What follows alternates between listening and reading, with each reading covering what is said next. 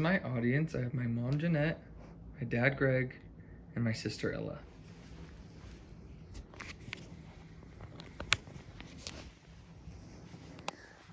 Today I will be giving an informative speech on the history of Disneyland.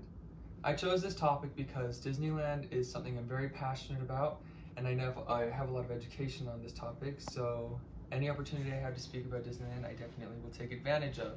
Today I'm going to talk about the history of Disneyland, the construction of Disneyland, the opening day of Disneyland, and I'll also be going over the different lands that can be found within the park and giving a brief explanation of each of each land, sorry.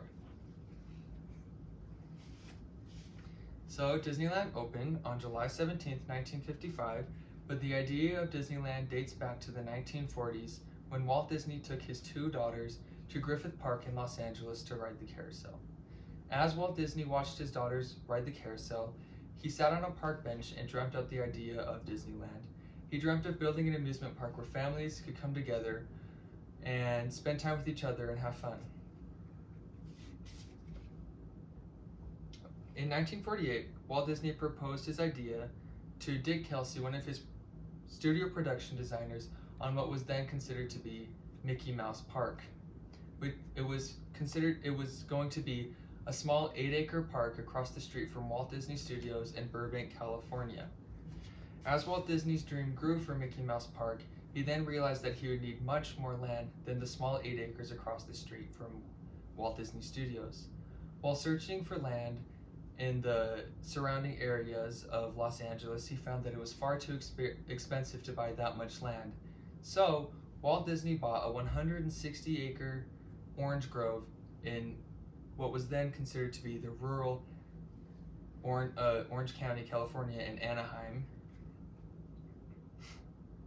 and it was 27 miles south of Los Angeles. The construction of Disneyland began on July 16, 1954, and was completed on July 17, 1955, exactly a year and 1 day after the construction had begun. The total cost to build Disneyland was $17 million, which nowadays would translate to $165 million. That is a difference of $148 million.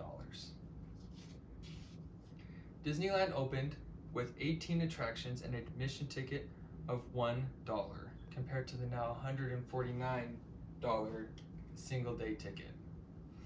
On opening day, Walt Disney gave his famous speech, which goes as follows. To all who come to this happy place, welcome. Disneyland is your land. Here age relives fond memories of the past, and here youth may savor the challenge and promise of the future.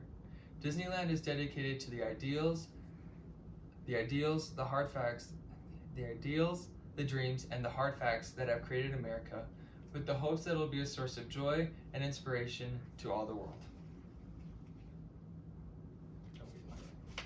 Opening day was meant to be a preview day in which you needed an invitation in order to enter the park. Walt Disney invited 15,000 people to the opening day event, but 28,000 people ended up showing up. Opening day was considered a disaster and was nicknamed Black Sunday. On Black Sunday, or the opening day of Disneyland, the rides were breaking down, the park was way too overcrowded, they ran out of food, the bathrooms weren't operating correctly, and the freshly laid asphalt that was laid the day before hadn't quite yet dried, and the women's high heels were sinking into the pavement. Walt Disney acknowledged the disaster that was the opening day of Disneyland, but that didn't stop people from coming in the near future, and as we can see now, Disneyland is one of the most successful amusement parks in the entire world. Disneyland opened with 5 main lands, those lands being Frontierland, Adventureland, Fantasyland, Tomorrowland, and Main Street USA, with Sleeping Beauty's castle of course being the centerpiece of it all. Since the opening of Disneyland, we have seen the addition of 4 new lands, those lands being New Orleans Square, Mickey's Toontown, Star Wars Galaxy's Edge, and Critter Country. I am now briefly going to give an explanation of each park and share a popular attraction that can be found within those parks. The first land I'm going to be talking about is Frontierland. Frontierland is themed after a 19th century American frontier and is inspired by cowboys, pioneers, red rocks, and the gold rush. The most popular attraction found in Frontierland is Big Thunder Mountain, which just so happens to be themed after the Bryce Canyon Red Rocks in Utah. The next land is Adventureland. Adventureland is themed to be a remote jungle in Asia, South America, and the Caribbean. The most popular attractions found in this land are the Jungle Cruise and Indiana Jones Adventure. Next is the most well-known and beloved land in Disneyland. That is Fantasyland. Fantasyland represents our favorite Disney classics and is home to the iconic centerpiece of Disneyland, Sleeping Beauty's castle. In this land, you can find the iconic storybook dark rides, which include Peter Pan's Flight, Snow White's Scary Adventures, Pinocchio's Daring Journey, and Mr. Toad's Wild Ride. It is also home to the famous Matterhorn Mountain, which is a bobsled roller coaster ride. Next, we have Tomorrowland. Tomorrowland is themed to be a vintage, sci-fi perception of the future. And it is also greatly inspired by space travel, rocket ships, and galaxies. This land is home to Star Tours Space Mountain, which are the two most popular attractions within the land. Next, we have Main Street USA. Main Street USA is themed off of Walt Disney's hometown of Marceline, Missouri. It is meant to resemble a turn-of-the-century American town and is the first land that you enter upon park entrance. This land doesn't have any major attractions, but is home to the iconic Main Street vehicles, which will just give you a tour of Main Street USA. Next, we have New Orleans Square. New Orleans Square is themed around 19th century New Orleans, and it features narrow streets, verandas, and classic jazz music. This land is home to my personal favorite attractions, those being the Haunted Mansion and Pirates of the Caribbean. Next, we have Mickey's Toontown. Mickey's Toontown is themed around Disney's most iconic characters, like Mickey Mouse and Minnie Mouse. This land is really iconic because it makes you feel like you are in one of the Mickey Mouse cartoons with the way the buildings are skewed. It makes you feel like you're in a cartoon. This land showcases the houses of each iconic character and provides unique meet and greet experiences. This land is also home to Gadget's Go Coaster and Roger Rabbit's Cartoon Spin. Okay. Next, we have Critter Country.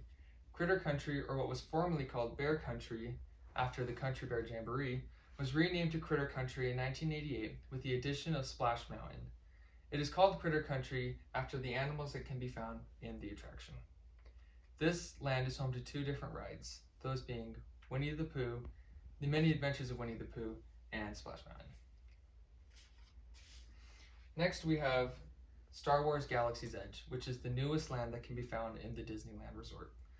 This land is themed around a deteriorating trading post on the remote planet of Batuu and is home to two attractions, those being the Millennium Falcon Smuggler's Run and Disney's newest and most high-tech attraction, Rise of the Resistance.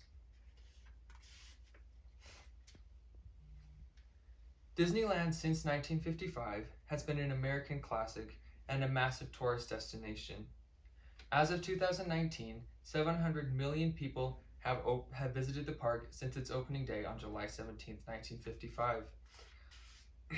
At the moment, Disneyland is closed due to the restrictions surrounding the COVID-19 pandemic, but before the pandemic, Disneyland had only closed on two separate occasions, those occasions being the assassination of John F. Kennedy and the 9/11 attacks. Although Disneyland has not set a date to reopen anytime soon, we can still appreciate the incredible history and the magic that lies within the gates of Disneyland.